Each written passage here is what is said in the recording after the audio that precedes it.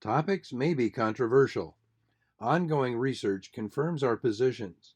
Do your own due diligence, understand the concepts, and arrive at your own conclusions. Please feel free to reflect your considerations and opinions in the comments section. Solve other groups' problems. Let's look at some of the problems of various groups. Cases: women's rights.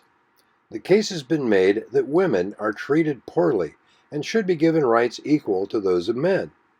However, men as a class have suffered and made sacrifices up to and including loss of life multiple times throughout history to safeguard society, science, technology, engineering, art, justice, and especially women. The contributions in these areas by women have been practically negligible by comparison. However, they were given equal rights on humanitarian, moral, and ethical grounds. Even in the current Ukrainian-Russian war, women are allowed to leave the country and not do an equal share of suffering, but men of all ages are mandated to be available to serve the military. Because of the ongoing coddling of charity and the law, the unintended consequence has been that women have become grossly irresponsible. Now women are given special privileges in the forms of reservations in the education system, private business, health care, etc.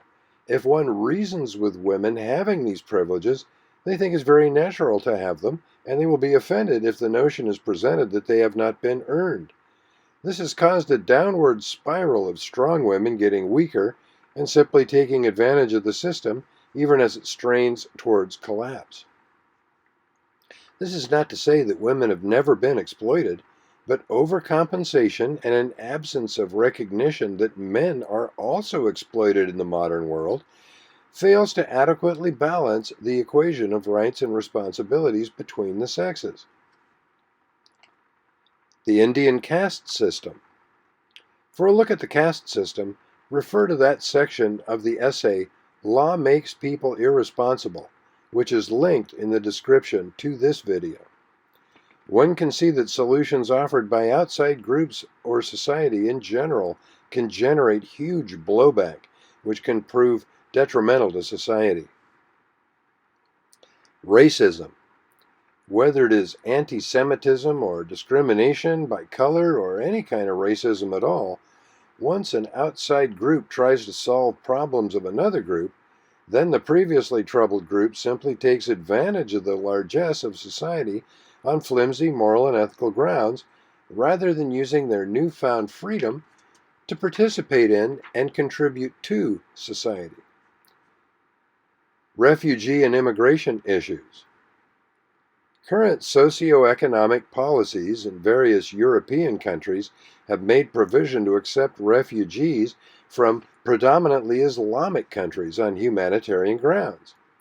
However, these Islamic groups have widely divergent views of reality from those of their host countries and do not assimilate.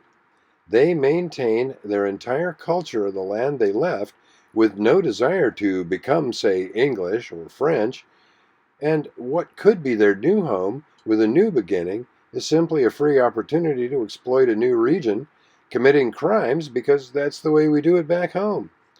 Even though welcomed into the countries under a humanitarian rationale by governments of Europe, those governments' hidden cynical purpose was mainly to increase the tax base for their system's own selfish needs.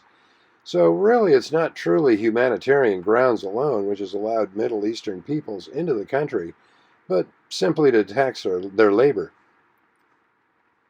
It is disadvantageous both to the host peoples of European countries and also to the refugees. As local people, lifelong citizens have to share their schools, hospitals, and other services with others who did not contribute to the system. Their contributions to their own future are diluted, and Muslims and other minorities who have moved to these European countries are being taken advantage of to provide taxes for the system. And by doing this, the system actively tends to eradicate their own host culture. Solution?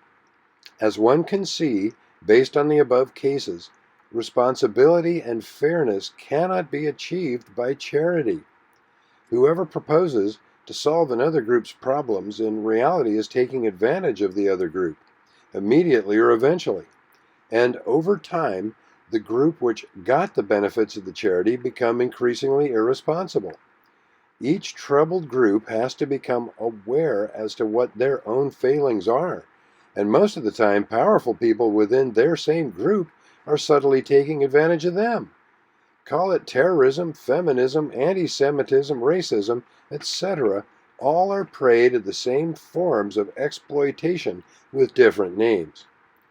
It is natural for animals to take advantage of their surrounding environment. Humans are no different. Humans raise farm animals for their consumption because farm animals do not have the same moral standing as humans. So it is between groups of people. There is nothing wrong with other peoples having their own sovereignty and their own standards, as it's very natural. If one group, whether identified by race, religion, gender, social hierarchy, etc., is being taken advantage of by another, the only way they can rise above exploitation is to become more powerful by organization with other members of their group, by invention, or by offering as a trade their labor or other resources, and compete against the groups seeking to take advantage of them. In this way, disadvantaged groups will either perish or will rise. Then and only then can the much desired fairness, respect, and responsibility be achieved among groups. Solving collectively with one-size-fits-all solutions always has negative effects, however, and is never as useful and meaningful as helping individually. Generally, so-called leaders or heroes want to earn name recognition and fame, resorting to virtue signaling before these so-called disadvantaged groups by promoting endless regulations like minimum wages or reservations, set-asides, unions, provisions for fatherless families, etc., which actually cripple the society even further as the exploited groups tend to develop a learned helplessness and deems that it's their right to demand that the state give them privileges whether they work or not. Instead, helping people individually, people with whom one is connected, has a greater positive effect than any attempt at solving problems collectively. In this way, individual people get far more capable, are more likely to feel a responsibility toward their community, and will be able, in turn, to help others.